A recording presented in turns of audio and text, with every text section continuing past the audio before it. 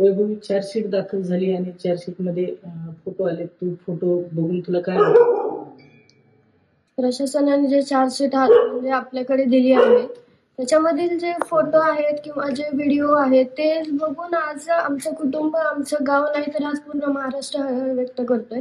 प्रत्येकाला या गोष्टीचं दुःख आहे. पण आज मला एक प्रश्न पडलाय की नेमकं हे घडतंय कशामुळे आणि जो हा प्रकार झालाय म्हणजे सर्वांना हेच वाटतं की जो प्रकार झालाय तो एक खंडणीमुळे झालाय.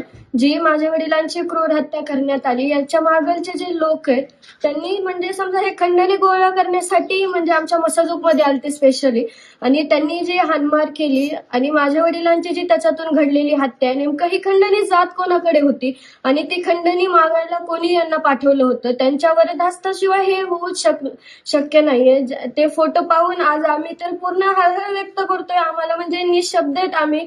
याबद्दल आम्ही काय बोलावं हे आम्हाला सुचत नाहीये. सगळीकडे दुःख आहे, सगळीकडे शुकशुकाट आहे. पण नेमकं आता हा प्रश्न आहे की ही खंडणी जात कोणाकडे होती आणि जो वरदहस्त हो हा कोणाचा आहे यांच्यावर, कारण की पोलीस प्रशासन सुद्धा यामध्ये काही करू शकत नाहीये. आणि जे फोटोमध्ये जे हे राक्षस वृत्तीचे लोक आहेत ते किती धिंगाणा घालतायत, हसतायत. जे त्यांनी अमानुष केलेलं कृत्य आहे त्याला म्हणजे तोंड नाहीये आज काही बोलायला आणि जी वेळ आज आमच्या कुटुंबावर आली ती तर कोणावर येऊ नये. आणि जसं त्याच्यामध्ये इतकं सुद्धा आहे की माझे वडील शेवटी सुद्धा सांगतायत मला माझ्या मुला मुलीसाठी जगू द्या आणि जे माझ्या गावासाठी आहे मला माझ्या गावाला पुढे न्यायचंय, मला माझ्या गावासाठी जगू द्या. ते इतकं तळमळ व्यक्त करत असताना सुद्धा म्हणजे यांना कोणाचा तरी वरच्या सरकारचा किंवा कोणाचा तरी हात असल्याशिवाय हे असं करणं शक्य नाहीये.